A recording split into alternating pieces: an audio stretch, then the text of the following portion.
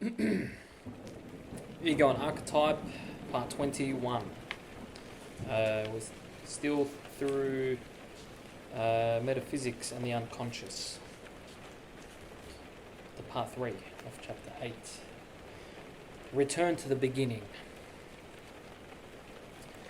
Dream 3. It was a strange scene. I seemed to be in Africa, standing at the edge of an endless veldt, stretching as far as I could see. The heads of animals were emerging from the ground, or had emerged. It was very dusty. As I watched, some of the animals emerged completely. Some were quite tame, others quite wild. A rhinoceros and a zebra charged around, kicking up a lot of dust. I wondered if this was the Garden of Eden.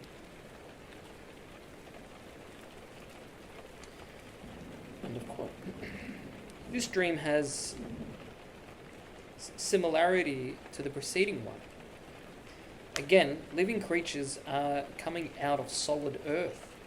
The dreamer commented that he felt he was being permitted to look in on the original creation.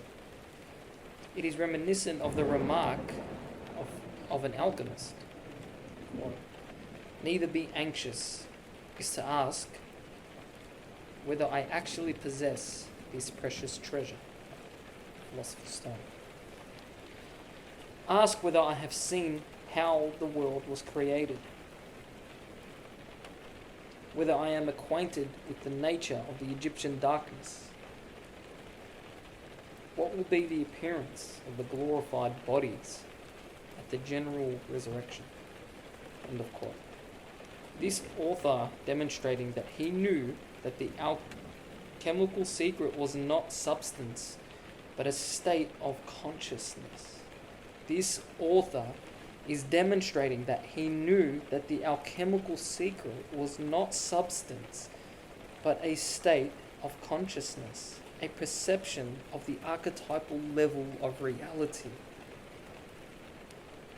At the end of his personal life, the dreamer is being shown the universal beginning of life. Living forms are emerging from the amorphous, inorganic earth. The emphasis on the dust reminds us of the use of this image in Genesis. The Lord formed man of dust from the ground. You are dust, and to dust you shall return. Genesis 3:19. Dust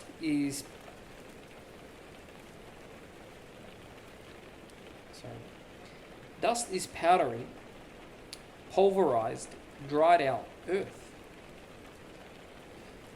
It is similar to ashes, and in the Hebrew word afar, here translated as dust, also means ashes. Ashes are the result of the alchemical calcinatio, which was alluded to in the fire of the second dream. But according to the third dream, out of the dusty ashes of burnt out life, new life emerges. Shortly later, there was another veldt dream, dream 4. Again, the landscape of the veldt. Several acres of empty ground. Scattered about were leaves of bread of various shapes. Loaves of bread of various shapes. They looked sedate and permanent like stones. End of quote. We have again the symbol of the stone that came up first in dream 2. There it was, a stone that was not a stone but a woman. In the present dream, it is a stone that is not a stone but a loaf of bread. This motif of the stone that is not a stone is well known in alchemy, luthos or lithos. It is a reference to the Philosopher's Stone, which, according to Ruland, is a substance which is petrine as regards its efficiency and virtue, but not as regards its substance. This statement would be an allusion to the reality of the psyche.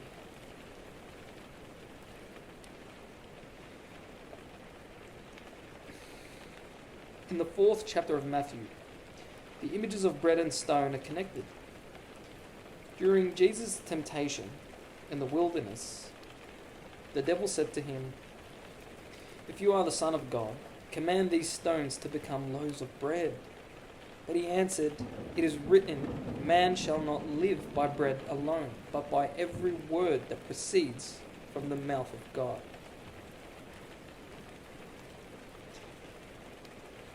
Again in Matthew 7:9, stone and bread are linked.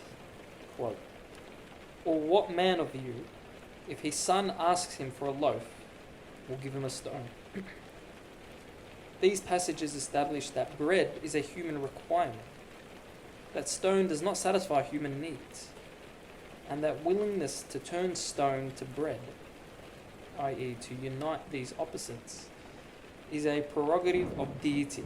Thus, this dream is providing a glimpse behind the metaphysical barrier, or, as Jung calls it, the epistemological curtain. The figures behind which are impossible unions of opposites, transcendental beings which can only be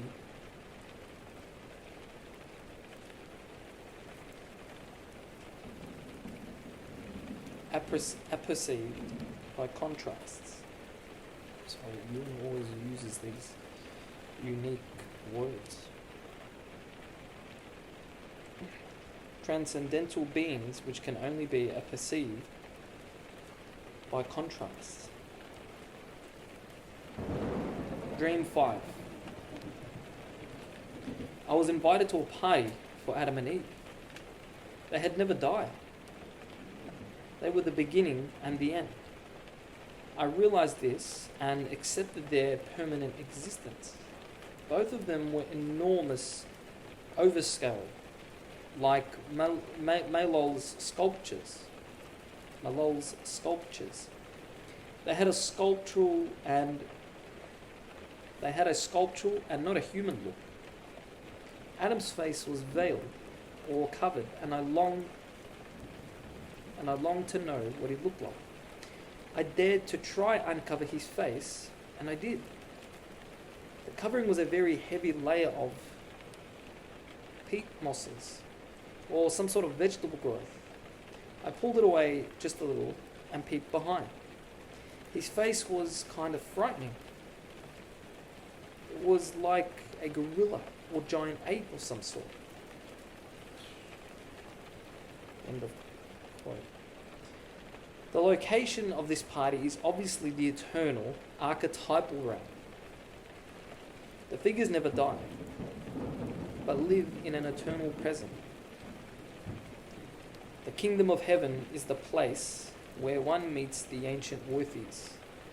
Matthew 8:11 says, I tell you, many will come from east and west and sit at table with Abraham, Isaac, and Jacob in the kingdom of heaven. The dream figures were said to be both beginning and end. Traditionally, the characteristics of being both beginning and end has never been applied to Adam. However, it is applied to Christ, who was called the second Adam. As the Logos, he existed from the beginning and was the agent of creation. John 1-3. The Apostle Paul's whole passage on the resurrection, which mentions the second Adam, deuteros anthropos, is relevant to this dream. Quote, the first man, Adam, became a living being. The last Adam The first Adam became a living being. The last Adam became a life-giving spirit. The first man was from the earth, a man of dust. The second man is from heaven. Just as we have borne the image of the man of dust, we shall also bear the image of the man of heaven. Lo, I tell you a mystery. We shall not all sleep, but we shall all be changed in a moment, in the twinkling of an eye, at the last trumpet. For the trumpet will sound, and the dead will be raised imperishable. We shall be changed. For this perishable nature must put on the imperishable, and this mortal nature must put on immortality. End of quote. Adam, as the first man, is an image of the anthropos, the primal man of Gnostic speculation. According to the Gnostic Hermetic treatise, Poemander's the eternal mind gave birth to the anthropos, which then fell into the world of spatio-temporal existence because nature loved him. And nature took the object of her love and wound herself completely around him. And they were intermingled, for they were lovers. And this is why beyond all creatures on the earth, man is twofold, mortal because of body, but because of the essential man, immortal. End of quote. The anthropos is the pre-existent form of man, the eternal Platonic idea, the divine thought which became incarnated by the embrace of physis. Thus, for the dreamer to be introduced to Adam suggests that he is being shown his original face prior to the birth of the ego, and implies that a process of disincarnation is coming. Dream 6. I am in a garden, a handsome sunken terrace. The place is called the Thoughts of God. Here it is believed that the 12 words of God are to conquer the world. Its walls are lined like a nest with ivy and something as soft as down or fur. I, together with others, am walking inside the enclosure. The force of the words come with the force of an explosion or earthquake that knocks us to the ground. The cushioned walls prevent one from being hurt. It is the custom in this enclosure to walk next to the walls around the walk. The point is to complete the circle either clockwise or anti-clockwise. As we walk the area grows smaller. As we walk, the area grows smaller and more intimate, more padded, and more like a nest. The walking itself seems to have something to do with the process of learning.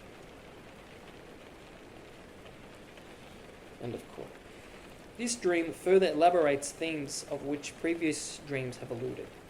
Again, the dreamer is taken to the pre-existent beginning, the source of the Logos. I know of no reference to the 12 words of God. However, in the Kabbalah, the divine name is sometimes said to consist of 12 letters. More commonly, it is thought of having 4 letters. The tetragrammaton, Yod, He, Vav. He, Vav, He. According to Marthas, the tetragrammaton is capable of 12 transpositions, which all convey the meaning of to be. It is the only word that will bear so many transpositions without its meaning being altered. They are called the 12 banners of the mighty name. and are said by some to rule the 12 signs of the zodiac. The dream makes it clear that the garden of the thoughts of God is a circle with 12 words emanating from it. It would thus be analogous to the signs of the zodiac, which are a 12-fold differentiation of the circle of the year. Other parallels would be the 12 sons of Jacob and the 12 disciples of Christ. The pantheons of many peoples were made up of 12 gods. According to Herodotus, the Egyptians were the first to name the 12 gods. Quote, an unusual feature is that the 12 words of God...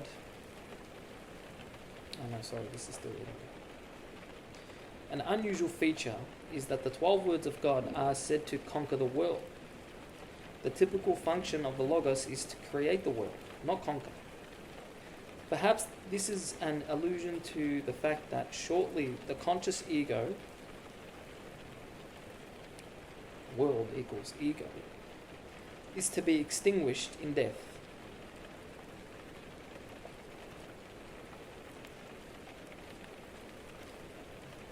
Wow. Perhaps this is an allusion to the fact that shortly the conscious ego is to be extinguished in death. The same idea is implied by the fact that the circular nest grows smaller as it is circumambulated, becoming more and more of a padded womb. The nest symbol emphasizes the maternal, protective, containing aspect of returning to the metaphysical source, and would surely be reassuring to the ego anxious about death. The nest where eggs are laid and hatched also has rebirth implication. For instance, we are told that in Egypt, the New Year's festival was called the Day of the Child in the Nest.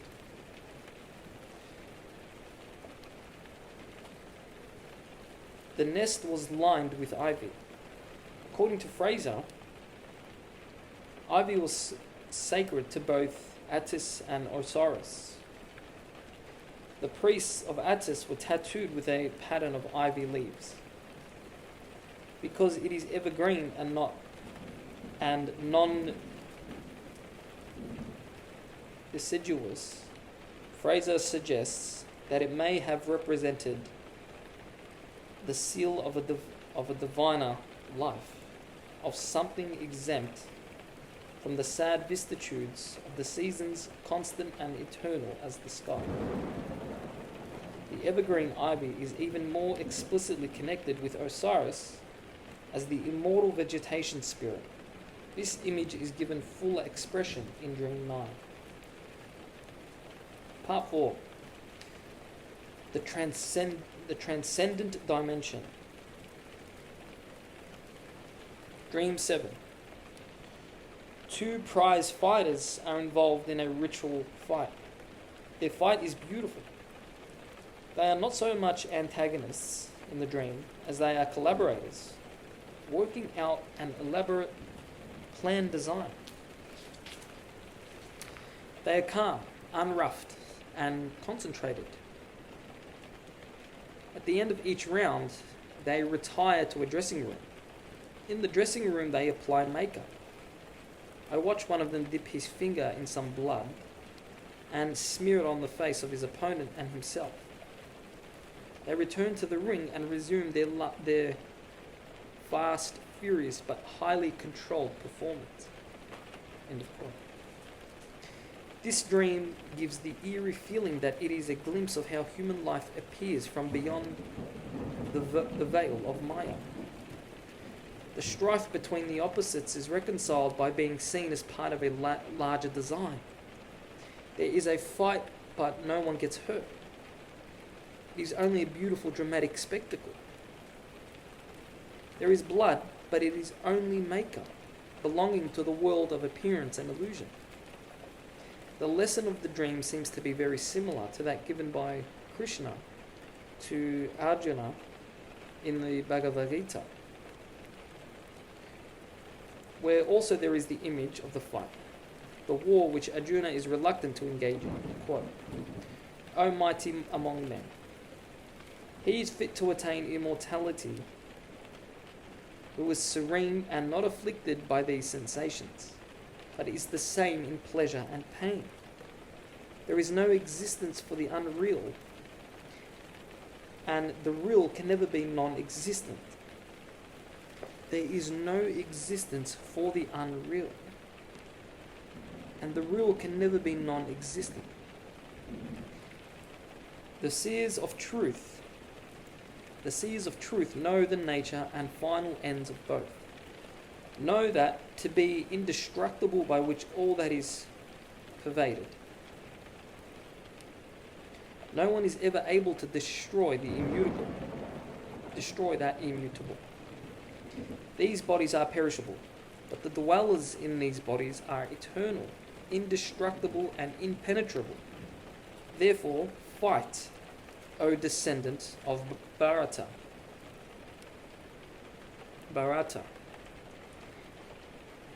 He who considers this self as a slayer, or he who thinks that this self is slain, neither of these knows the truth.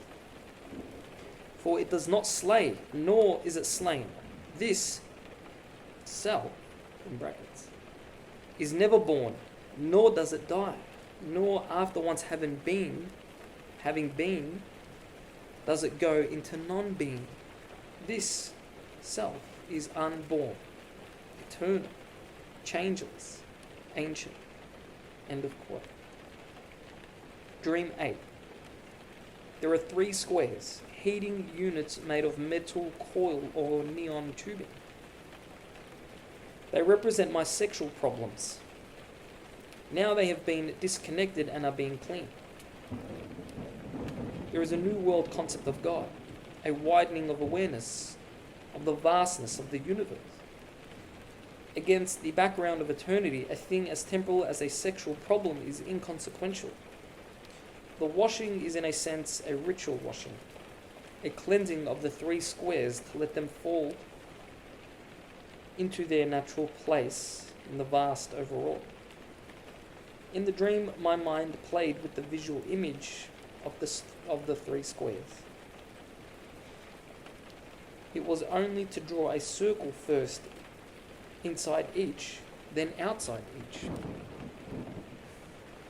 End of quote.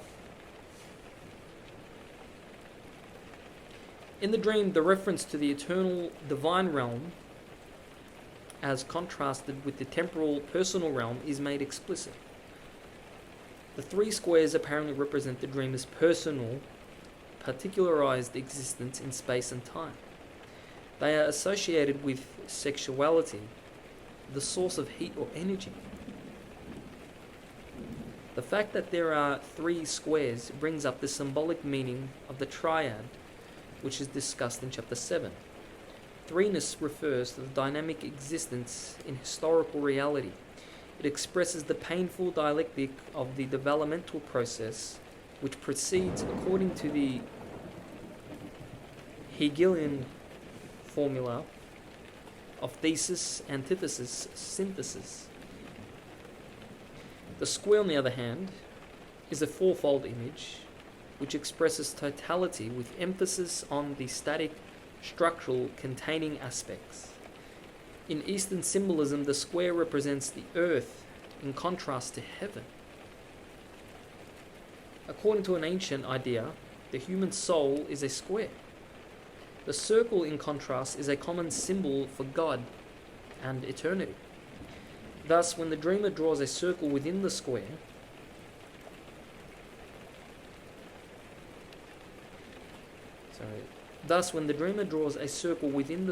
and another one surrounding the square, he is combining the individual and personal with the eternal and transpersonal. The dream expresses the same idea in its statement that the squares fall into their natural place in the vast overall. The image of a square containing a circle and surrounded by a circle, has parallels in alchemy. Let's go to the image of it here.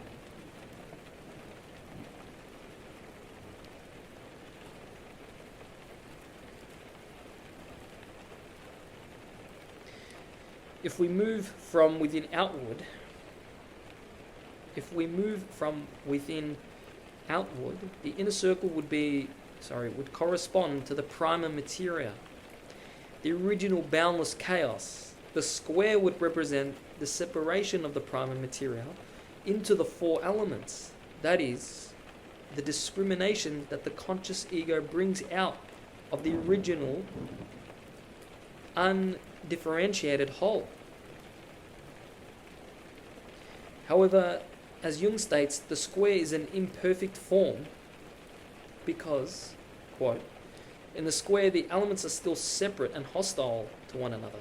Thus, they need to be reunited in a higher unity, the quintessence which would correspond to the outer circle surrounding the square.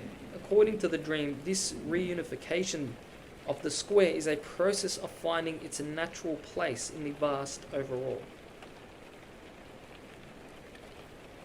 The psychological condition of the first circle, prior to emergence of squareness, is beautifully described by Black Elk, a Sioux holy man.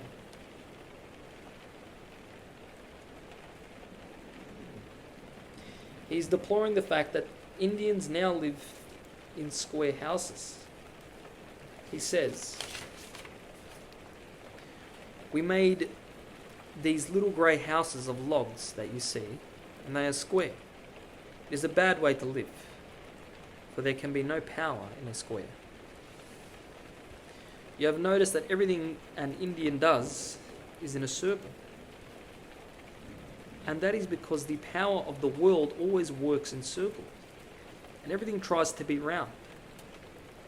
In the old days when we were a strong and happy people, all our power came to us from the sacred hoop of the nation. And so long as the hoop was unbroken, the people flourished. The flowering tree was the living center of the hoop, and the circle of the four quarters nourished it. The east gave peace and light. The south gave warmth. The west gave rain, and the north, with its cold and mighty wind, gave strength and endurance. This knowledge came to us from the outer world with our religion. Everything the power of the world does is done in a circle. The sky is round, and I have heard that the earth is round like a ball, and so are all the stars. The wind, in its greatest power, whirls. Birds make their nests in circles. For theirs is the same religion as ours. The sun comes forth and goes down in a circle. The moon does the same, and both are round. Even the seasons form a great circle in their changing, and always come back again to where they were. The life of a man is a circle from childhood to childhood, and so it is in everything where power moves. Our teepees were round like the nests of birds, and these were always set in a circle. The nation's hoop, a nest of many nests, where the Great Spirit meant for us to hatch our children. But the Waiskus, white men, have put us in these square boxes. Our power is gone, and we are dying. For the power is not in us anymore." I'll stop there before we get to the next dream.